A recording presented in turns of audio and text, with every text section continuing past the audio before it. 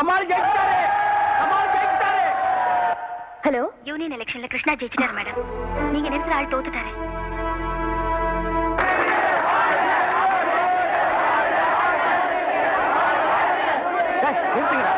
எல்லாம் லண்டன் கேம்பிரிட்ஜ்ல படிச்சவங்க. இவங்க வாயில இங்கிலீஷ் தவிர வேற எதுவுமே வராது. தமிழ்ல சொல்லுங்கடா.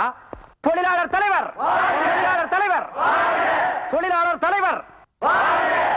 இதுவரைக்கும் முதலாளிக்கு தாளம் போட்டவரை தோற்கடித்த கிருஷ்ணா. இவர் என்னமோ எம்எல்ஏக்கு நின்னு ஜெயிச்சு சட்டசபைக்கு போற மாதிரி. நீ ஜெயிச்சா மட்டும் சட்டசபைக்கு போயிருவியா? அதெல்லாம் ஒரு எலெக்ஷன். அப்புறம் எதுக்கு நீ நின்ன?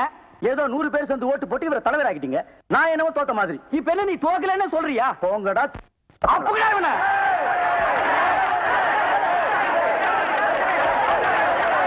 அமைதி அமைதி. அவரை ஒண்ணும் செய்யாதீங்க. அப்படியே கூட்டிட்டு வாங்க. கொஞ்சம் முத்து, ஒரு சேர் எடுத்துட்டு வா. உட்காருங்க.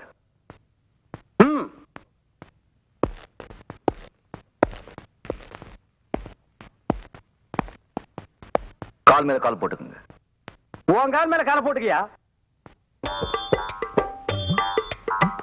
கால் ஆட்டுங்க. கால் ஆட்டுங்க.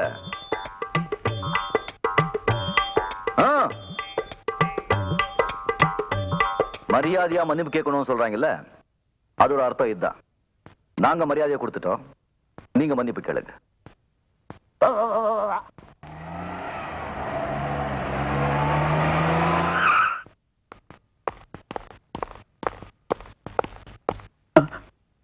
என்னங்க கலாட்டா? மேடம், இவங்க ஜெயிச்சதுனால தோத்து போன என்ன கலாட்டா பண்றாங்க. தோத்தவங்களை கலாட்டா பண்றது அநாகரிகம் இல்ல? நாகரிகத்தை பத்தி எங்களுக்கு தெரியும் மேடம். ஆனா அநாகரிகமா நடந்தவங்க கிட்ட நாம நாகரிகத்தை புரிய வைக்கணும். என்னது? இவன் எங்களை கெட்ட வார்த்தையில் திட்டிருக்கான். இவனை மன்னிப்பு கேட்காம விட்டுருவோமா? என்ன மன்னிச்சிருங்க. எங்க சோறா பார்க்காம போறானா? பரவ போறா. மண்டையில மூணே முடி விட்டு வெட்டி போடுவேன். Mister union leader. Yes madam. Union leader ஆயிட்டதுனால எது வேணாலும் செஞ்சிடலான்னு நினைச்சிடாத. நான் நினைச்சா யூனியனும் இருக்காது, லீடரும் இருக்க மாட்டேன்.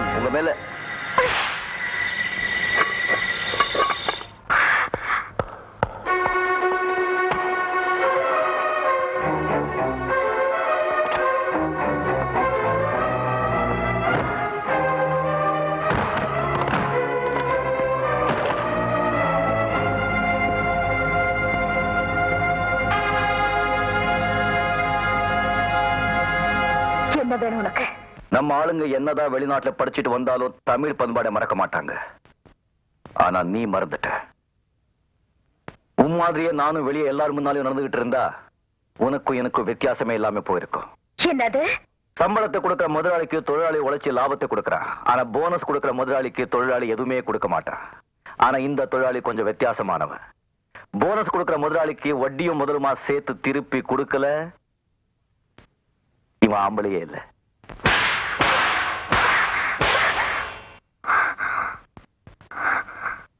என்ன வேலை விட்டு தூக்கி உள்ள என்ன நடந்ததுன்னு வெளியே யார்கிட்டயும் காட்டிக்காத. அது உனக்கு தான் அசிங்கம்.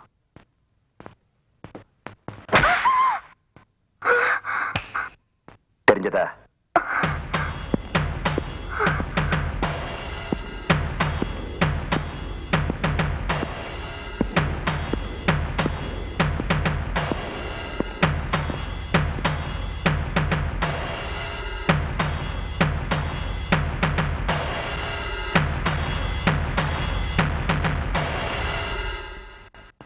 ஐயா, என்னையா இது?